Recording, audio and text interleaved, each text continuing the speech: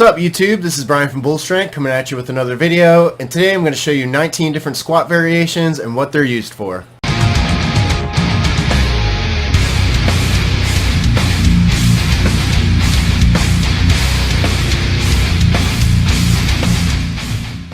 First of all, be sure to check the description in case you're looking for a specific exercise. Just like with all of my compilation videos, everything is time-stamped for you to conveniently get to. So go ahead and check the description if you're looking for something specific. The first squat on this list is the Grok Squat, which is a bodyweight squat held at its lowest point for about 30 to 60 seconds. These are great if you're trying to improve your range of motion in the squat and can be combined with a deep adductor stretch by placing your elbows in your knee creases and pushing outwards. For an added bonus, grab a kettlebell and pull your hips down without lifting the weight up for a deeper stretch. You can also anchor yourself down by grabbing hold of a squat rack or a door frame. Alright, and coming up next is the Goblet Squat, which is a front-loaded squat similar to the front squat. It's just performed with kettlebells instead of a barbell. So go ahead and grab one or two kettlebells, get them up in the rack, sit straight down while bracing your core and driving your knees outward. Just make sure you keep your chest as upright as possible or you may end up spilling the weight. The next movement is a squat swing, which, as the name implies, is a combination of a squat and a kettlebell swing. As you swing the kettlebell upward, quickly sit back into a squat. Then bring your hips up to catch the kettlebell and drive the weight back out. Number 4 is the pistol squat, which is an isolateral squat performed with body weight or with a kettlebell in the rack. These are great for showing off and letting everyone in the gym know that you're better than they are. Very popular in CrossFit, as you would expect. Next up is the pole squat, which is a yoga power move. So you're pretty much going to squat down to a half squat, and you're going to perform these with a very small range of motion. And this is great for strengthening the ligaments in your knees and getting your quads pumped without using a full range of motion squat. These are excellent for beginners. Coming in at number 6 is the Sissy Squat. So you're going to stand on the balls of your feet and squat straight down. This is a quad dominant squat that puts a good amount of stress on your knees, so be careful when loading up weight with this one. Next we have the classic high bar squat. With this exercise, the barbell is going to rest just below your neck and on top of the meaty part of your traps. So to really bring the meat out in your traps, you're going to flex them. You want to create a stable platform for the bar to sit on. So you want to flex them by moving your grip inward pretty much as tight as you can, and that should do the trick when it comes to tightening it up. So you're going to unrack the weight, brace your core, squat it straight down. You want to maintain a straight bar path that's centered over your foot. And as you come up, make sure you're pushing your knees outward and just stand up with it. Number 8 on the list is the low bar squat, which is more of a powerlifting specific squat. Rarely is this squat variation recommended for people outside of the sport of powerlifting. But if you do have range of motion issues with the high bar squat, this might be a good alternative for you. The point is to set the bar a little bit lower, so just above where your rear deltoids are, and you're going to fold forward slightly on the way down as opposed to keeping your chest locked vertically. Coming out of the hole, you're going to drive the weight by raising your chest up. Once again, you're also going to push out with your knees. That's pretty much with all of these squats. So while the high bar squat and low bar squat both target your posterior chain, which is your lower back, glutes, and hamstrings, the low bar squat has a slight advantage since it causes your hamstrings to elongate more. So basically you get a little more stretch reflex out of your hamstrings, which is going to add a few more pounds to your squat. Hence why it's so popular in powerlifting. And coming up next is the front squat, which is a front-loaded barbell squat with the weight resting on your shoulders.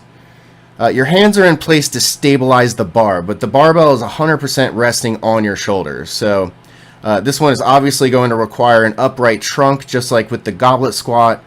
So make sure you have good hip and ankle mobility before attempting this one. And coming in at number 10 is the Zercher Squat, which is another front-loaded squat. With this squat, the bar is loaded in the creases of your elbows. So if you're having problems with your spine and the compressive force of a high bar, low bar, or front squat is just too much, this might be a good alternative. But just be aware that this is going to add a new level of pain to your lift. It really hurts holding it in your elbows, especially once the weight gets heavy. So if you're a masochist, this might be a pretty go-to movement for you. Next up is the Sumo Squat. Like the Sumo deadlift, a Sumo Squat involves going wider with your foot position in order to shorten the range of motion. So you're going to take a wide stance, externally rotate your feet, and lower your hips until your legs are parallel with the ground. This stance is not optimal for everyone and is very dependent on bone structure, but we'll get into this more in a future video. Coming in at number 12 is the box squat, which is a teaching tool for learning how to squat. It can also be used by advanced powerlifters for building explosive power out of the bottom of their squat, but it is also great for beginners. So all you're going to do is unrack the weight, normally from a high bar or front squat position, step back over the box, and you're going to sit slowly down onto a box, a chair, or a bench, and then you're going to explode up back into that starting position. Coming in at number 13 is the Bulgarian split squat, which is an isolateral squat and is great for building balance. The split squat and or single leg deadlift featured in my 18 deadlift variations video are essential movements for building strong stabilizing muscles for the squat and deadlifts. So I do these pretty regularly, and every one of my clients does too. The next squat on this list is the wall squat, which is an isometric squat that is literal torture. That's kind of why this exercise is commonly nicknamed the electric chair. So for added pain, you can hold a medicine ball in between your thighs to get those adductor muscles firing too. And coming in next is the banded squat. So have you ever seen a squatter experience valgus collapse, also known as their knees caving in when they squat? So the banded squat is a great way to build abduction strength to prevent that knee collapse from happening. So if your knees tend to cave in during the squat, definitely incorporate these. And number 16 is the squat jump, which is another great squat movement for building explosive power.